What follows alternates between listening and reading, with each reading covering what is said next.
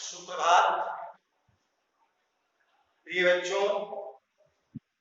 पिछले क्लास में शीर्षक कुंडलियां के अंतर्गत प्रत्येक कुंडली की यथार्थ भाव से आपको अवगत कराया गया। इस कुंडली की जो मौलिक अर्थ है उसके संदर्भ की चर्चा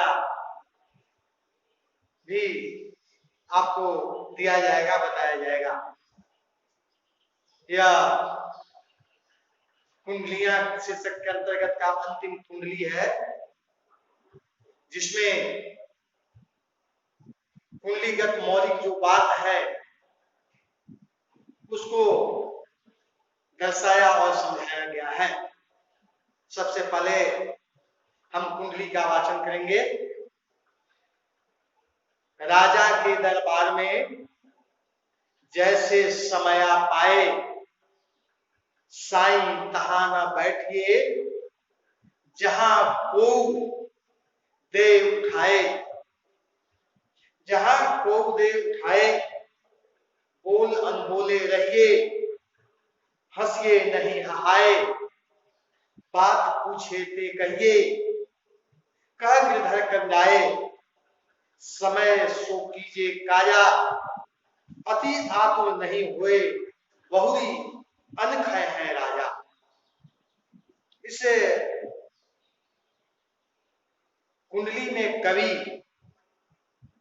स्थान, समय और विशिष्ट व्यक्तियों के बीच में किस प्रकार का आपका आचरण, व्यवहार, संस्कृति और सभ्यता हो, उसकी नीतिगत, मौलिक, आदर्श से युक्त, मर्यादा से युक्त बातों से हमें अवगत कराया है कवि। सबसे पहले हमें यह बताते हैं कि यदि हम राज्य दरबार में यदि हों तो हमारी शालीनता, हमारी विनम्रता, हमारी शिष्टता, हमारी उदारता, हमारा आदर्श कैसा हो, इस बात का एक उत्कृष्ट व्यक्ति को हमेशा ध्यान रखना चाहिए। राजा के दरबार से अभिप्राय उस युग के राजघराने तक हमको नहीं जाना है।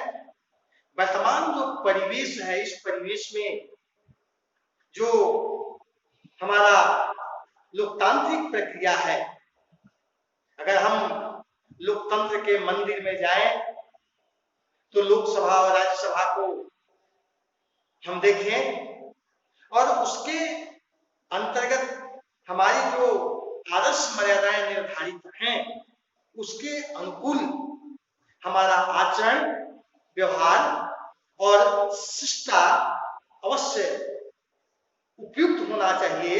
इस बात को रेखांकित कवि के द्वारा किया गया है। लेकिन हम सभी संसद भवन तक नहीं जा सकते।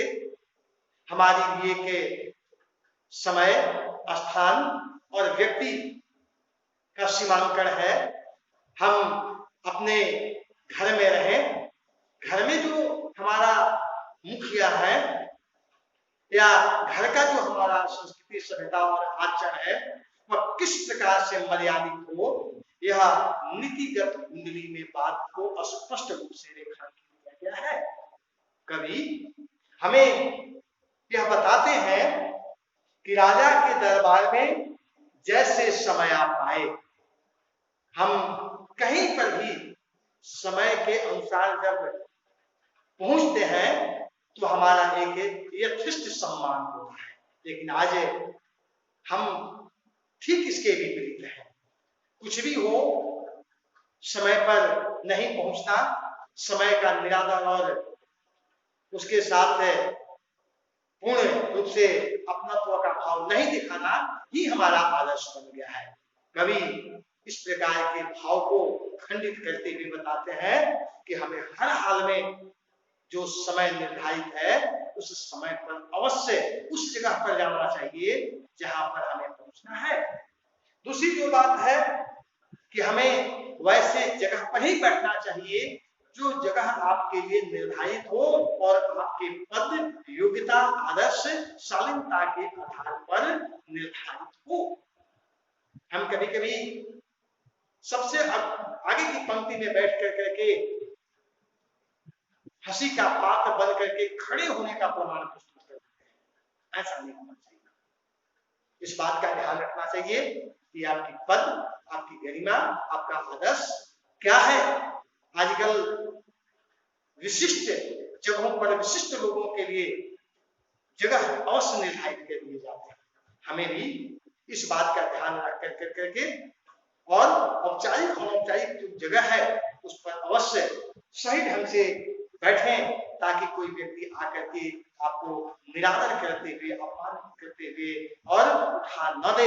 इसलिए सम्मान पाने के लिए यथेष्ट जो जगह निर्धारित है वहीं पर हमें बैठना चाहिए। ऐसा नहीं करने से हमारी शालीनता मलिन होती है, ऐसा नहीं करने से हम अनादर के पात्र होते हैं, लोग हमें देख करके हंसते हैं। ऐसा कार्य नहीं करना चाहिए। को जहां को दे उठाए बोले अनबोले रहिए। आजकल आप देखते होंगे कुछ लोग अधिक बोल करके अपनी मर्यादा को ही सड़क पर ला देते हैं। बोलना सबसे आसान है लेकिन मौन रह करके कुछ कहना सबसे मुश्किल है। अगर यथेष्ट बात को कम शब्दों में कह करके हम अपनी आदर्श को स्थापित कर लें तो अधिक ऊर्जा खत्म करने से क्या फायदा है।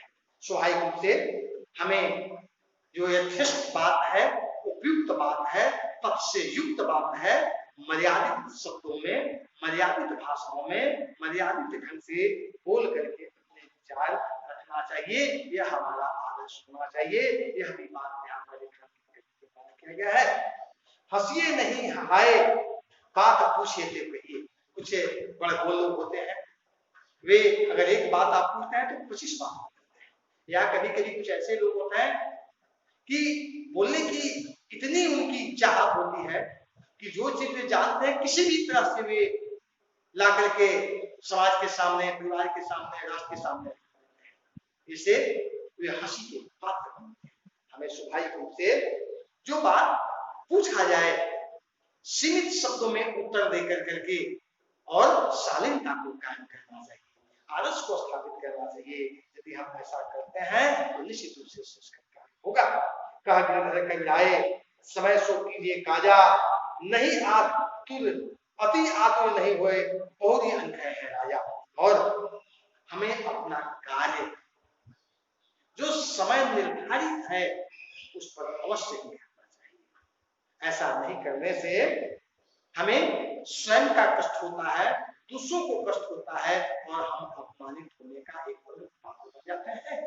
इसलिए हमें ऐसा नहीं करना चाहिए। और किसी भी बात को या राजा के दरबार में या विशिष्ट लोगों के दरबार में या विशिष्ट व्यक्तियों के दरबार में या गोष्ठी में यदि हम हैं तो स्वाभाविक रूप से हमें किसी बात कहने की आतुर नहीं होना चाहिए, व्याकुलता नहीं दिखाना चाहिए। ऐसे करने से जो उस जगह का विशिष्ट व्यक्ति होता है आपको ऐसा कहने से उठता है और आप अपमानित होते हैं। ऐसा होकर के स्वयं अपमानित होने का एक आदर्श उदाहरण बनने की अपेक्षा यह होना चाहिए कि हमें मर्यादित शब्दों को मर्यादित ढंग से मर्यादित कार्यक्रम के अंतर्गत रखना चाहिए ताकि हमारा आत्मसम्मान बढ़े, गौरवान्वित हो।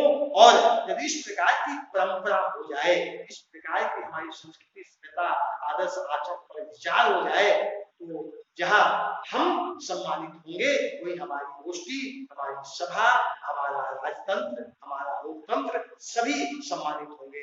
इसलिए यदि ऐसा कार्य हम करते हैं तो निश्चित रूप से हम शिष्टकर कार्य करते हैं। लेकिन अगर वर्तमान परिवेश में इस कुंडली को देखा जाए, आप नियमित जब संसद सत्र चलते हैं तो कुछ विशिष्ट लोगों के द्वारा जो कार्य किए जाते हैं बोलने का या अन्य प्रकार के शारीरिक स्वरूप दिखाने का वह निश्चित रूप से हंसी का पात्र होता है, उससे हमारी मर्यादा कलंकित होती है। ऐसा न कर करके जो आदर्श निर्धारित किए गए हैं, जो नीति निर्धारित किए गए हैं, जो आपसे अपेक्षा की जाती है, जो आपसे समानता भाव की स्वरूप दिखाने की हम चाहत रखते हैं, यदि ऐसा हम करें तो हमारे लिए सबसे उपयुक्त, यथेष्ट और शिष्ट बात होगी।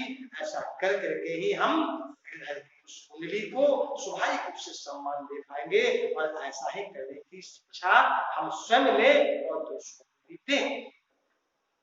तो शीर्षक कुंडलियां के अंतर्गत जितने कुंडली थे पूर्ण रूप से आपको समझाया गया। इसके पश्चात पाठगत जो प्रश्न है उसको हम कराने का प्रयास करेंगे। धन्यवाद।